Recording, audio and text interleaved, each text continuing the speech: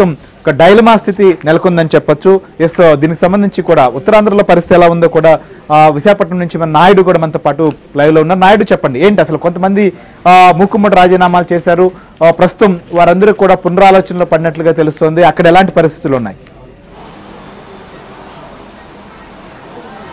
So రాజీనామాల విషయంలో ఉత్తరాంధ్ర నుంచి ఎక్కువ శాతం రాజీనామాలు ఉన్నాయి. ఇప్పుడు మనం చూసుకుంటే అనకాపల్లి జిల్లాలో ఒకే మండలం కేవలం అచ్యుతాపురం ప్రాంతం నుంచి మన దాదాపు 158 మంది వరకు రాజీనామా చేశారు. అనకాపల్లిలో కొంతమంది రాజీనామా చేశారు. అలాగే ఇక్కడ వెస్ట్ నియోజకవర్గంలో కొంతమంది రాజీనామా చేశారు.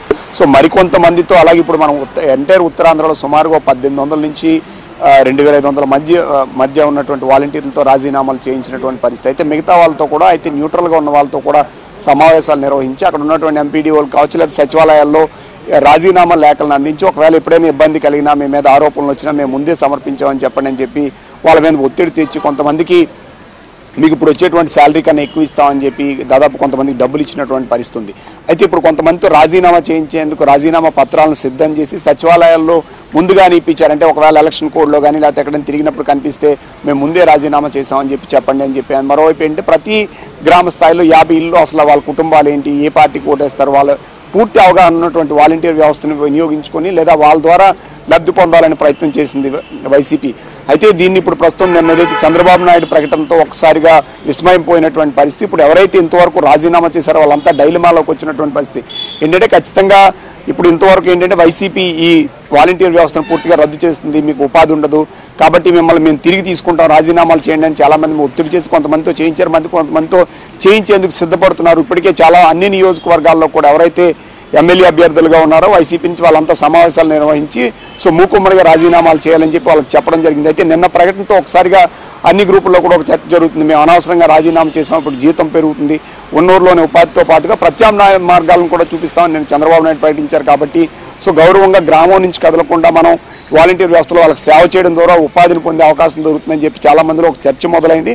సో వాళ్ళ మంది ఇప్పుడు ఎవరైతే కొంతమంది సచివాలయాల్లో టెంపరీగా ఇచ్చారో వాళ్ళంతా కూడా తిరిగి వెనక్కి తీసుకునేటువంటి ప్రయత్నం అయితే ఇప్పుడు చేస్తున్నారు. సో దీంతో ఇప్పుడు ఉన్నటువంటి వైసీపీ నేతలు కావచ్చు వీళ్ళంతా కూడా ఓ సమావేశం కూడా ఏర్పాటు చేసుకున్నట్టు మనకి ఏక నియోజకవర్గ స్థాయిలో ఇప్పుడు తీసుకున్న దానిపైన ఏం చేయాలి ఏంటి అనేది ఆలోచన చేస్తున్నటువంటి పరిస్థితి అయితే కనిపిస్తుంది. ఎందుకంటే ఇప్పుడు కూటమి సభ్యులు కానీ వీళ్ళంతా కూడా వాలంటీర్ వ్యవస్థను కొనసాగిస్తాం, ఇంతకన్నా ఎక్కువ జీతం ఇస్తాం, కాకపోతే ఎవరైతే వైసీపీ కార్యకర్తలుగా కానీ పార్టీకి కానీ పనిచేస్తారో వాళ్ళని మాత్రం మేము ఎట్టి పరిస్థితుల్లో ఉపేక్షించేది లేదని ఆరంభం నుంచి కూడా చెప్తున్నారు. సో మిగతా వ్యవస్థను కానీ లేదా దాన్ని కానీ మేము ఎప్పుడు వ్యతిరేకించడం లేదు, కించపరచడం లేదు. సో కాబట్టి ఈసారి ఎవరైతే నిష్పక్షపాతంగా ఉంటారో వాళ్ళని మేము కొనసాగించడంతో పాటు వాళ్ళకి ఆదాయ మార్గాలను కూడా వెతుకుతాం. ఆల్రెడీ ఇప్పుడు ఈ 10,000 కన్నా ముందు కూడా ఆల్రెడీ చంద్రబాబు నాయుడు ప్రకటించడం జరిగింది.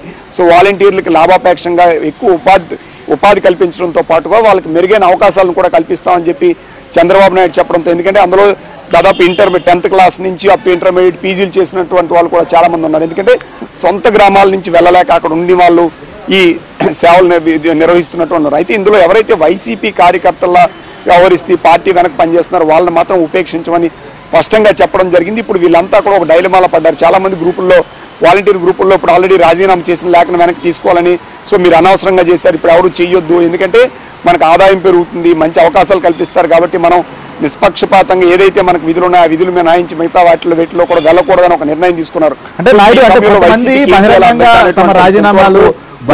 కొంతమంది రాజీనామాలు చేశారు, కొంతమంది ఆ విషయాన్ని కూడా స్పష్టం చేశారు. అంటే మీరు అన్నట్లుగా కొంతమంది ఎవరైతే సచివాలయాల్లో కావచ్చు లేదా ఆల్రెడీ మేము చేశామని చెప్పేదానికి అనధికారికంగా ప్రస్తుతం కొంతమంది కూడా ఈ రాజీనామాలకు సంబంధించి సమర్పించినట్లుగా తెలుస్తోంది కదా, మరి వారు ఈ విషయంలో ఏ రకంగా వ్యవహరించబోతున్నారు? ఎందుకంటే ఆల్రెడీ ప్రకటించేసినటువంటి వారి విషయంలో ఇక వెనక్కి వెళ్లే పరిస్థితులు ఉండకపోవచ్చు, ఆల్రెడీ వాళ్ళు రాజకీయంగా కూడా కొంతమంది తిరుగుతున్నటువంటి పరిస్థితులు కూడా ఉన్నాయి. మరి ఇలాంటి వాళ్ళ పరిస్థితి ఏంటి?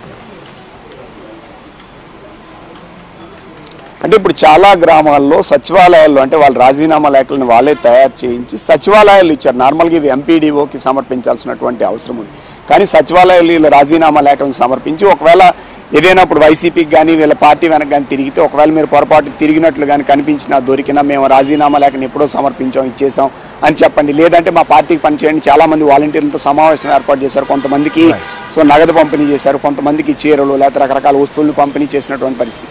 అయితే ఇప్పుడు కొంతమంది అసలు పూర్తిగా ఇష్టపడకపోయినప్పుడు కూడా ఎందుకంటే అధికార పార్టీలో ఉన్నారు, అక్కడ అధికారంలో ఉన్నారు కాబట్టి తప్పనిసరి పరిస్థితుల్లో చేస్తున్నారు. ఇప్పుడు అలాంటి వాళ్ళందరూ కూడా ఇప్పుడు ఆ రాజీనామా లేఖలు ఏవైతే గ్రామ సచివాలయాల్లో కానీ లేకపోతే అనాధికారికంగా ఇచ్చారో వాటిని అన్నింటినీ కూడా వెనక్కి మేము తీసుకుంటాం, సో అవి వెట్టి పరిస్థితులు ఇవ్వడానికి కుదరదు, ఒకవేళ లేదు పొరపాటుని కానీ ఒకవేళ ఎవరైనా కానీ ఇస్తారన్నది ఆమోదించినా మేము అంగీకరించేది లేదని చెప్పి ఇప్పుడు గ్రూపుల్లో కావచ్చు సచివాలయ సిబ్బందులు ఎవరైతే వాలంటీర్లు ఉన్నారో వీళ్ళంతా చెప్తున్నటువంటి పరిస్థితి అయితే ఉత్తరాంధ్రలో నెలకొని ఉంది. ఇప్పుడు ఒక్కసారిగా వైసీపీకి ఇప్పుడు ఏం చేయాలో అర్థం కానటువంటి పరిస్థితి. ఎందుకంటే ఇంతవరకు ఇప్పుడు అధికారికంగా ఏం చేయాలన్నా సరే ఈ వాలంటీర్ వ్యవస్థ ద్వారానే చేయాలని ఒక ప్రణాళిక రూపొందించింది.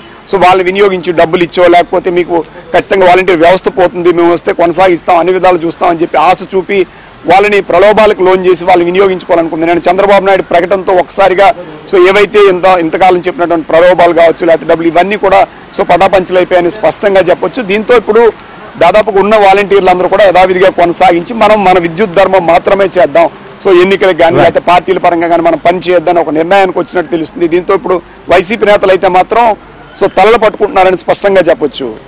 రైట్ నాయుడు. సో మీరు అన్నట్లుగా ఇప్పటి వరకు కూడా వైసీపీ వాలంటీర్ల విషయంలో ఆడినటువంటి మైండ్ గేమ్ కూడా రివర్స్ జరుగుతోందని మాత్రం చాలా స్పష్టంగా అర్థమవుతోంది. ఇప్పటి వరకు ఎవరైతే రాజీనామా చేసినటువంటి వారు కూడా తిరిగి వెనక్కి తీసుకోవాలనేటువంటి ఆలోచన కావచ్చు, లేదా అనధికారికంగా సచివాలయాల్లోనూ మరొకరికో ఇచ్చినటువంటి వాటిని కూడా వెనక్కి తీసుకునే పరిస్థితి ఉందనేది చాలా స్పష్టంగా అర్థమవుతుంది. రామారావు చెప్పండి, ఫైనల్గా ప్రస్తుతం ఏదైతే ఈ పరిణామాలన్నీ కూడా ఇప్పటి వరకు అనుకున్నటువంటి అంచనాలకు భిన్నమైనటువంటి పరిస్థితులు నెలకొంటున్నాయి వాలంటీర్ల విషయంలో.